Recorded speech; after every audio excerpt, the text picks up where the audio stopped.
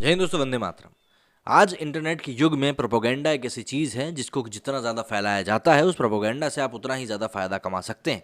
ये बात उतनी ही सच है जितनी कि सच ये बात है कि पीएम मोदी का काफिला जो कि पंजाब में फंसा था, वो कहीं ना कहीं उस काफिले का जो रूट था वो लीक ज़रूर हुआ था।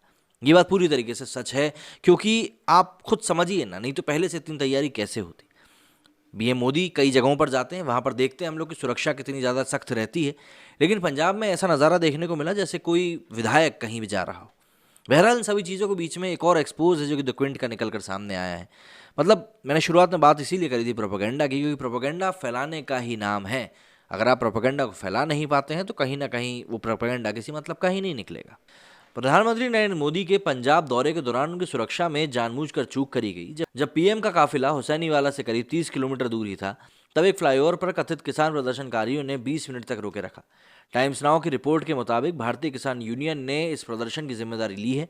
बीकेयू ने इस बात को स्वीकार किया है कि प्रधानमंत्री के रूट की जानकारी लीक की गई थी। इस मामले में पूरा देश एक होकर पंजाब सरकार की जवाबदेही पर सवाल कर रहा है, लेकिन वामपंथी मीडिया पोर्टल द क्विंट ने एक आर्टिकल के जरिए सुरक्षा चूक को झूठे तथ्यों के आधार पर जस्टिफाई किया है। पीएम मोदी के दौरे पर द क्विंट ने अपने पत्रकार आदित्य मेनन की PM Modi's Punjab visit cancelled, two angles to the fiasco, security and politics शीर्षक से एक रिपोर्ट को प्रकाशित किया है।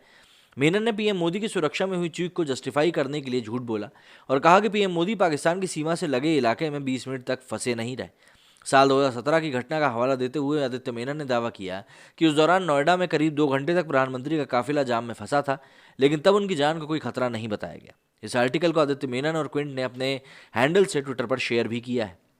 मेनन के इस लेख को दवायर की जानी मानी लेफ्ट लिबरल पत्रकार प्रवीणी सिंह ने समेत अन्य लिबरल्स ने भी सोशल मीडिया पर शेयर किया और प्रधानमंत्री नरेंद्र मोदी के सुरक्षा खतरे को नकारते हुए पंजाब की कांग्रेस सरकार को इस मामले में बचाने की भरसक कोशिश भी करी। रोहिणी सिंह ने आदित्य मेनन के ट्वीट पर रिप्लाई करते हुए लिखा कि नोएडा के चैनलों पर पीएम मोदी की जान को खतरा बताते हुए बदनाम करने का आरोप लगाया। उन्होंने कहा कि तथ्य यही है कि पीएम मोदी का काफिला नोएडा में 2 घंटे से अधिक समय तक फंसा रहा और ये एक बेहद महत्वपूर्ण बिंदु था, लेकिन बाकी मीडिया पंजाबियों को राष्ट्र विरोधी दिखाने की कोशिश कर रहा है। द क्विंट के मुताबिक 2017 में पीएम मोदी 2 घंटे ट्रैफिक में फंसे रहे थे, लेकिन किसी ने उनकी जान को खतरा होने का दावा नहीं किया था। अब वही मीडिया कांग्रेस सरकार पर सवाल उठा रही है क्योंकि उन्हें पंजाबियों से नफरत है।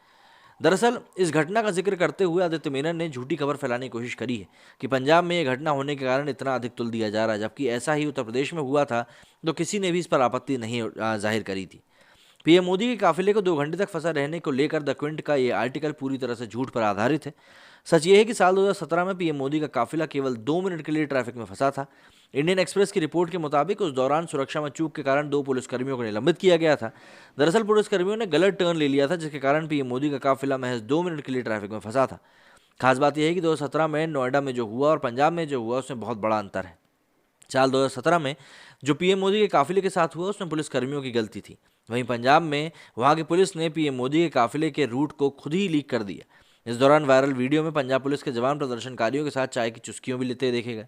कथित प्रदर्शनकारियों में से एक स्थानीय गवाह ने खुलासा किया है कि आंदोलनकारियों को पहले से ही इस बात की जानकारी दे दी गई थी कि प्रधानमंत्री का काफिला किस रूट से होकर गुजरने वाला है। इस सीक्रेट इन्फॉर्मेशन को पंजाब पुलिस और स्थानीय प्रशासन तक सीमित होना चाहिए था, लेकिन ये लीक की गई।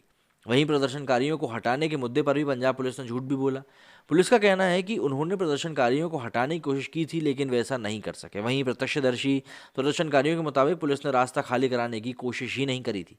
जब प्रदर्शनकारियों से पूछा गया कि क्या किसी ने बातचीत या बलपूर्वक प्रदर्शनकारियों को सड़क खाली करने के लिए मजबूर करने की कोशिश की थी, तो उन्होंने कहा कि अगर पुलिस ऐसा करने की कोशिश भी करती तो उसे अच्छी तरह से पता था कि उसके साथ क्या होने वाला था, क्योंकि किसानों की संख्या पुलिस वालों से बहुत ज़्यादा थी।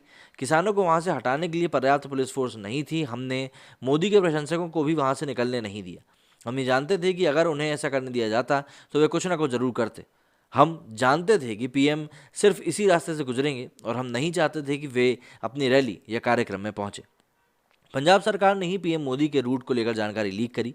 इसका इस बात से भी पता चलता है कि राज्य के सीएम ने इस मुद्दे पर प्रेस कॉन्फ्रेंस की थी, लेकिन उन्होंने कई विरोधाभासी बयान दिए, जिससे साफ होता है कि वो इस मुद्दे पर बचने की कोशिश कर रहे हैं। इसके अलावा टाइम्स नाउ को दिए इंटरव्यू में बीकेयू पीएम मोदी के रूट की जानकारी लीक होने की बात को स्वीकार करता है। द क्विंट के इस झूठ का पर्दाफाश करते हुए कई ट्विटर यूजर्स ने वामपंथी पोर्टल की पोल खोल दी। एक्टिविस्ट अंशुल सक्सेना ने ट्वीट करते हुए बताया कि द क्विंट ने अपनी रिपोर्ट में झूठ बोला है। अंशुल सक्सेना ने अपने ट्वीट में लिखा कि to defend PM security breach in Punjab the Quint spread fake news that in 2017 PM's convoy was stuck in traffic for over 2 hours in UP Noida. Fact is, PM convoys was stuck in traffic for 2 minutes, sharing NTV's tweet so that Quint's staff and propagandists can believe. इसके बाद अंकुर सिंह ने इसके ऊपर लिखा है कि another fake news by 2BHK journalist Rohini Singh and Aditya Menon.